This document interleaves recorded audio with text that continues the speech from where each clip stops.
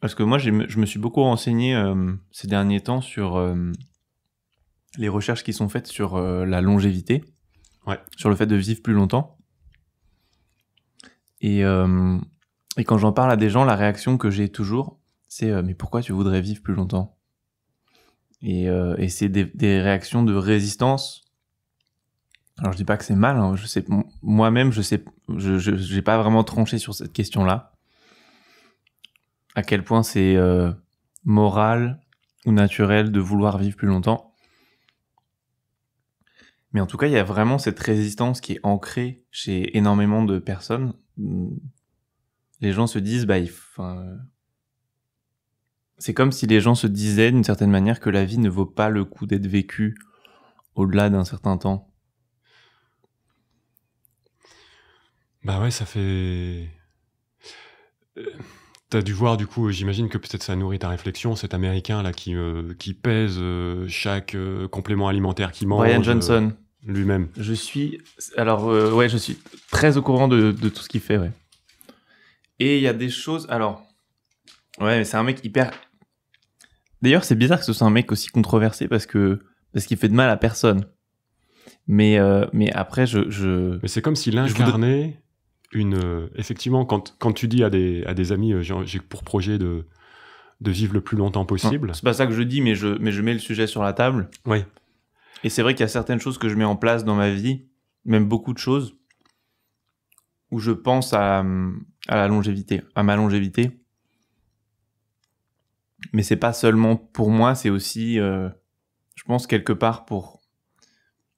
Peut-être ça peut paraître arrogant de dire pour montrer l'exemple, mais c'est qu'en fait, c'est un peu un futur en lequel je crois, où on pourrait vivre. C'est pas forcément plus longtemps, mais en meilleure santé plus longtemps, tu vois.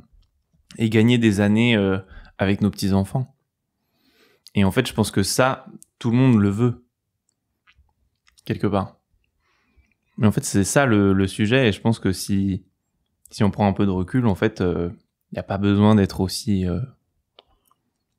résistant par rapport à ça. Je sais pas. Ouais. Mais du coup, enfin, je suis intéressé de savoir. Je comprends les deux. Je comprends à la fois le désir de prolonger le trésor de l'existence, de la conscience, de l'expérience de la vie, et dans les meilleures conditions de santé possibles, et physique et mentale. Et en même temps, je vois aussi pourquoi ça peut générer des critiques, voire du rejet. Il y a cette espèce aussi de fantasme, tu sais, de tout cramer d'un coup, tu sais, de vivre vite et intensément.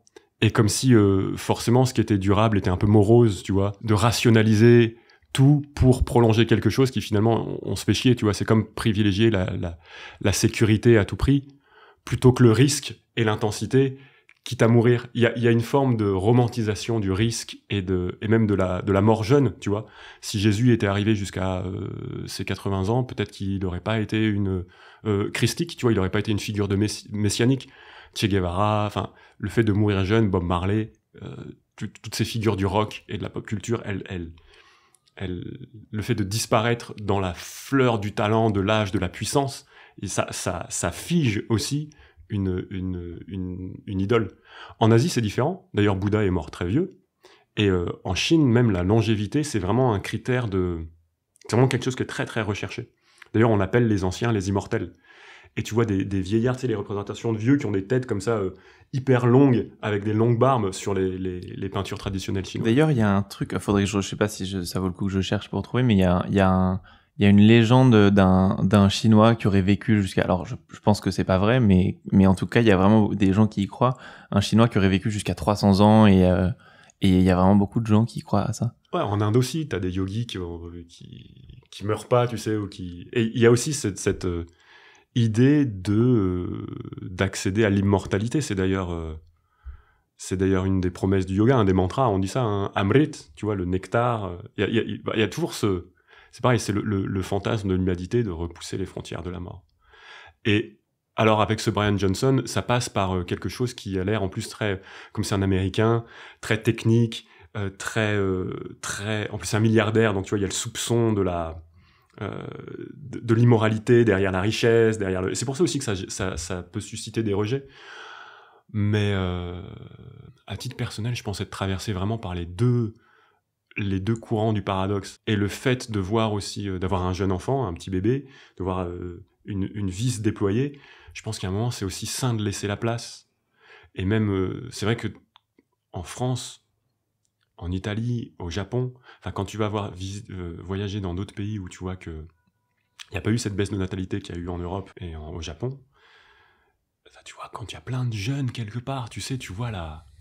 Enfin, je sais pas, ça change le paysage, et même le paysage humain, et certainement aussi le paysage politique. Et en fait, moi, j'ai eu un moment, une révélation comme ça, que la mort, c'était vraiment l'amour ultime, en fait, de se donner, justement, de cesser de vouloir exister en tant qu'individu pour laisser la place à d'autres choses, pour se recomposer, tu vois. Et il y avait vraiment... J'ai un jour vécu ça dans une expérience un peu de transe, et ça a été très libérateur.